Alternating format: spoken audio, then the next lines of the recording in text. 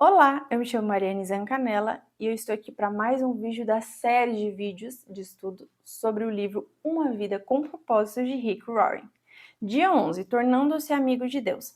Assim como tivemos restaurado a nossa amizade com Deus pela morte de seu filho, sendo ainda seus inimigos, certamente seremos libertos da punição eterna por meio de sua vida. Romanos capítulo 5, versículo 10. Então, esse capítulo vai nos ensinar como ser amigo de Deus e nos fazer entender que Deus almeja ter esse relacionamento de amizade conosco, né? E quando a gente olha, por exemplo, lá para o início de todas as coisas, Deus tinha uma amizade com Adão e Eva, eles tinham um relacionamento íntimo. É sobre isso que nós vamos entender. E o que acontece? Ao longo da jornada, muitas coisas foram acontecendo, porque no Antigo Testamento, o povo de Deus não tinha acesso direto a Deus. Então era o sacerdote que tinha acesso direto a Deus e ele intermediava essa relação.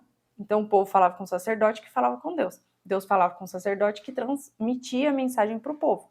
Só que por conta do sacrifício de Jesus na cruz do Calvário, esse véu foi rasgado e agora nós temos livre acesso a Deus, livre acesso ao Pai, e agora nós podemos viver o plano original dele que se iniciou lá no Jardim do Éden, ter um relacionamento de intimidade, ter um relacionamento de amizade.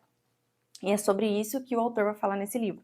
Ele diz: seu relacionamento com Deus tem diversos aspectos, né? Deus é seu autor e criador, Senhor e mestre, juiz, redentor, Pai, Salvador e muito mais. A mais espantosa verdade, porém, é esta: o Todo-Poderoso anseia ser seu amigo. Então, o Senhor, ele não quer um relacionamento distante de nós. Ele não quer um relacionamento superficial, ele quer um relacionamento de intimidade, onde nós não somos simples servos dele, mas temos um relacionamento próximo de fato com ele, onde nós contamos tudo para ele. E nós vamos descobrir nesse capítulo que é algo simples e muitas das vezes é nós que complicamos. Ele diz assim: Jesus disse: já não os chamo servos, porque o servo não sabe o que o seu Senhor faz. Em vez disso, eu os tenho chamado amigos, porque tudo o que eu ouvi de meu Pai eu tornei conhecida a vocês. A palavra utilizada para amigo nesse versículo não significa uma relação superficial, mas um relacionamento íntimo e de confiança. Olha que interessante. A mesma palavra é usada em referência ao padrinho de casamento, ao círculo de amigos íntimos e de confiança de um rei. Aí ele diz o seguinte: em uma corte, os servos devem manter distância do rei, mas o círculo de amigos e de confiança desfruta da sua proximidade, bem como o acesso direto a ele e a informações confidenciais. Então, quando nós temos esse relacionamento com Deus, nós recebemos dele informações confidenciais. Ele nos permite, viver um relacionamento tão próximo com ele que ele fala sobre os seus segredos para nós. Ele confia em nós para compartilhar coisas, por exemplo, que às vezes ele quer fazer na nação. Ele confidencia a nós porque ele vê o nosso esforço em buscar ter essa amizade, esse relacionamento de intimidade. Isso é muito lindo. Ele diz assim, ó: conhecer e amar a Deus é nosso maior privilégio, e sermos conhecidos e amados é o maior prazer de Deus. Ele diz: se alguém quiser se orgulhar, que se orgulhe de me conhecer e de me entender. Estas são as coisas que me agradam. Então, ele vai trazer nesse capítulo duas coisas para nos tornarmos amigos de Deus. E a gente vai descobrir que é mais fácil realmente do que a gente imagina. A primeira coisa, tornando-se amigo de Deus por meio do diálogo constante. Então, o que é o diálogo constante? É o que Paulo diz sobre orar sem cessar. E ele fala o seguinte: às vezes a gente pensa que a oração constante é todos os dias eu tirar um momento de oração, seja para fazer uma devocional, seja para realmente só orar. Independente. A gente acha que é só isso, e isso é fundamental. Isso é muito importante. Eu preciso ter esse momento de intimidade com meu Pai e Criador, no secreto, somente eu e Ele. Porém, ele nos leva para um nível muito mais profundo, que não é sobre você ter um relacionamento com ele como seu pai e criador, simplesmente, mas como um amigo. E como é isso? É a oração constante, todo o tempo. Tudo que você vai fazer na sua vida ordinária, no seu trabalho, vida simples, coisas simples. Você inclui a Deus. Você está todo o tempo conversando com Deus, tendo um diálogo com Deus, né? Você está lavando a louça, você está fazendo as coisas, você está incluindo Deus, você está tomando consciência da presença de Deus, tipo assim, Deus está aqui todo o tempo comigo, então eu falo com ele, eu faço as coisas como se fosse para ele, porque no final das contas mesmo que eu faça para o outro, eu estou fazendo para Deus, né? Quando eu amo o outro, eu estou amando a Deus, porque eu estou amando quem Deus ama, o que Deus ama. Estou fazendo as coisas para a glória de Deus, porque eu estou fazendo com excelência, com todo o meu coração. enfim. E aí, ele fala sobre um livro muito clássico, não sei se você conhece, que fala sobre desenvolver essa constante conversa com Deus, que se chama A Prática da Presença de Deus.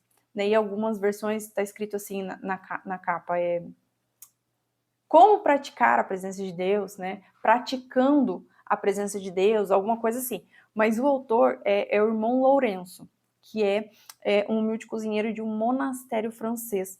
Então, ele é um livro curto, mas ao mesmo tempo, apesar de simples, é profundo, porque faz a gente entender que apesar de ser simples, é profundo você passar a sua vida, o seu cotidiano, as tarefas ordinárias, né?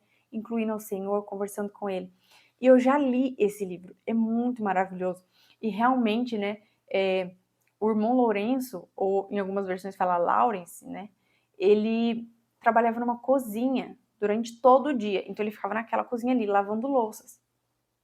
E ele conta que o tempo todo ele orava e falava com o Senhor e desfrutava da presença do Senhor lavando louça o dia inteiro. O seu trabalho era esse, mas que trabalho chato. Vamos dizer a verdade. Eu mesmo estava lavando a louça, do almoço eu estava assim, Deus, eu não aguento mais lavar louça na minha vida. Me ajude a lavar louça para a glória de Deus. Porque eu não aguento mais ver louça. Quem é mulher sabe, gente, é louça, mais louça, mais louça. Não é fácil. E o trabalho dele era isso, ou seja, ele lavava muito mais louça do que a gente como dona de casa ou esposa lava. E ele lavava para a glória de Deus. Ele lavava em constante comunhão com Deus. E uma coisa muito interessante que nesse livro ele ensina é que não é sobre o que você está fazendo, mas é a forma com que você faz. Se o que eu faço glorifica a Deus porque eu estou fazendo com excelência, estou fazendo com alegria, então isso mantém o Senhor próximo de mim, porque eu tô atraindo a presença de Deus. Eu tô tendo consciência que a presença dele é real, ainda que eu não sinta. E ele fala que não é sobre uma experiência da presença de Deus, ou seja, eu estou sentindo a presença de Deus, estou chorando, mas é sobre a consciência. Não importa se eu estou sentindo ou não a presença de Deus, a presença dele é real aqui nesse momento, ele está todo o tempo comigo. Ao escovar o dente, ao cozinhar, ao ir trabalhar, ao trocar a fralda do meu filho. Então nós precisamos, né, continuar, né, sempre cultivando esse hábito de oração todo o tempo. Aí a segunda coisa que ele diz, por meio da meditação contínua. A segunda forma de estabelecer amizade com Deus é pensar em sua palavra durante todo o dia. Isso é o que chamamos meditação. E a Bíblia nos exorta repetidamente a meditar sobre quem Deus é e o que ele faz, o que ele disse, né? Então, isso é muito interessante porque ele está falando, um relacionamento de amizade, primeiro ponto eu falo com Deus, oração constante. Então, tudo que eu faço incluo Deus, eu tomo consciência da presença dele e falo com ele. Só que um verdadeiro relacionamento de amizade e confiança, ele não é um monólogo, ou seja, só eu falo. Ele é um diálogo. Então, eu falo e eu escuto também. Então, quando eu falo com Deus, é por meio da oração e de incluir ele no meu dia a dia, nas minhas atividades simples e comuns do dia a dia.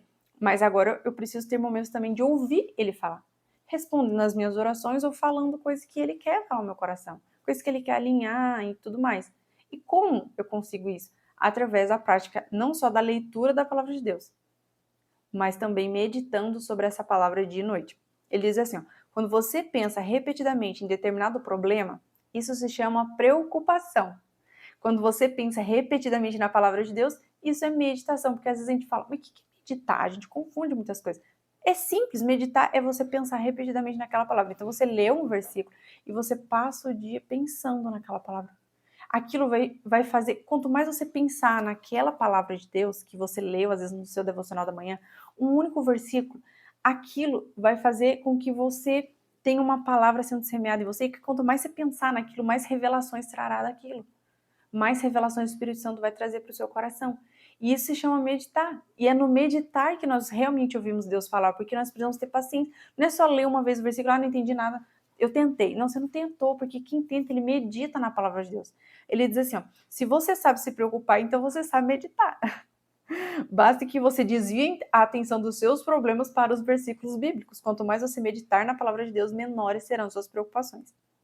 E olha que interessante que ele diz, né? Que Deus considerava Jó e Davi amigos íntimos pelo fato de eles valorizarem a palavra acima de qualquer coisa e também de meditarem nela o dia todo. Então, o amigo de Deus fala com Deus todo o tempo, mas também escuta o que ele tem para falar através da sua palavra e da meditação da sua palavra, porque eu não vou ler a Bíblia, tá com a Bíblia na mão o tempo todo lendo, mas eu posso ler um versículo pela manhã, um capítulo, e passar ao longo de todo o meu dia meditando nessa palavra.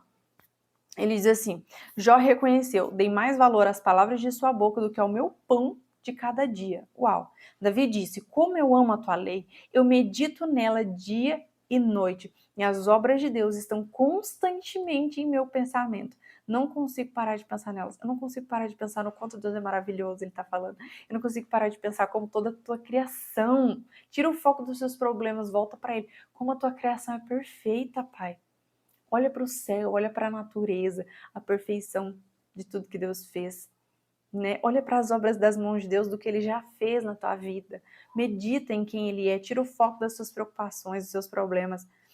Ele diz, amigos dividem segredos e Deus irá compartilhar os segredos dele com você, se você desenvolver o hábito de meditar em sua palavra do início ao fim do dia. Agora imagina um ser humano que passa o dia todo, tudo que ele faz, as coisas mais simples, ele tá tomando consciência da presença de Deus, ele tá conversando com o Senhor, sabe? Ele tá meditando na palavra que ele leu pela manhã e o Espírito Santo começa a trazer revelações porque tá vendo o empenho, o desejo por essa palavra. Gente, que coisa mais linda, eu quero ser essa pessoa.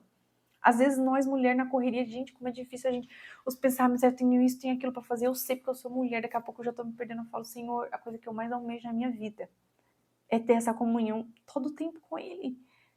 A vida já não é fácil, mas eu quero desfrutar da presença dele todo o tempo. E isso é um desafio, não só para mim, mas para você e para qualquer outra pessoa, para todos nós. O mundo tenta todo o tempo nos encher de preocupações.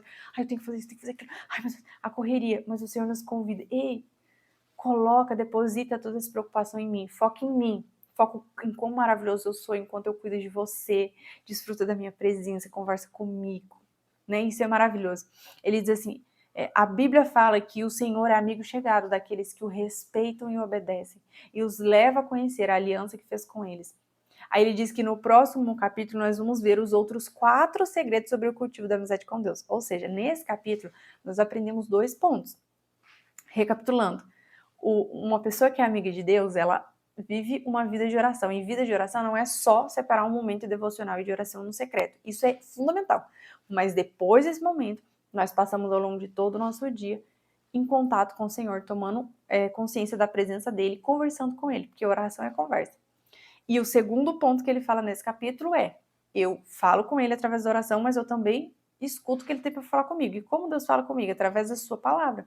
Eu leio a minha Bíblia, eu medito ao longo do dia, porque eu não vou ficar com a Bíblia na mão todo tempo, né? Tô trabalhando com a Bíblia na mão? Não, mas eu posso, assim que eu tiver um tempinho ali, eu começar a meditar naquela palavra que eu li pela manhã, naquela palavra que o Espírito Santo está ministrando no meu coração. Quanto mais eu meditar, mais o Senhor vai se revelar a mim, revelar segredos para você de forma pessoal. Já pensou isso?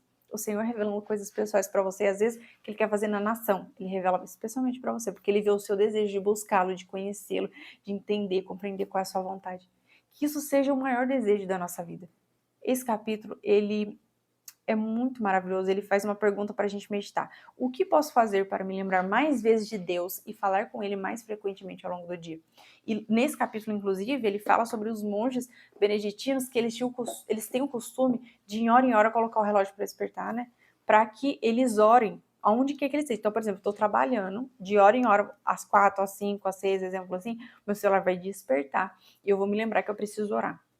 Isso é uma forma de você se lembrar de oração. Podemos fazer assim também. Mas, enquanto não é um hábito, mas conforme vai se tornando um hábito, vai ser uma coisa natural. Eu vou estar fazendo as coisas, vou estar falando com o Senhor. Porque às vezes vira um hábito. Pega os seus pensamentos, que às vezes você fica pensando no fulano, no ciclano, você transforma tudo em oração. Tá pensando no irmão da igreja? Fala assim, nossa, coitado do irmão, tá passando por uma luta, né? Ele com a esposa dele, com a família dele. Ao invés de você ficar pensando no problema que o coitado do irmão tá passando, você transforma em oração. Fala, Senhor, abençoa o irmão, que ele compartilhou no domingo, que tá passando por tal luta, né? Tudo que vier no seu coração, vem um pensamento de julgamento, Senhor, eu entrego esse pensamento de julgamento nas tuas mãos. Transforma tudo em oração, uma preocupação, uma alegria. Ore o tempo todo, né? Que nós possamos buscar, que isso seja a coisa que nós mais busquemos na nossa vida, que ser amigo de Deus, desde aqui da terra. Para que quando a gente chegar no céu, o Senhor possa falar, eu te conheço, você vivia, você caminhava comigo, né? Como Enoque, caminhava juntinho de mim, eu te conheço perfeitamente, porque você tinha uma comunhão comigo, você era minha amiga, você era meu amigo. Eu espero de coração que essa palavra tenha abençoado poderosamente sua vida, como abençoou lindamente a minha. Que capítulo extraordinário! Eu já estou ansiosa para o próximo capítulo. Então, se você não é inscrito, se inscreva nesse canal e vamos continuar juntos nessa série de vídeos maravilhosos desse capítulo, desse livro maravilhoso, extraordinário de Rick Warren, que eu tenho certeza que vai abençoar e edificar muitas nossas vidas. Um grande abraço e até o próximo vídeo.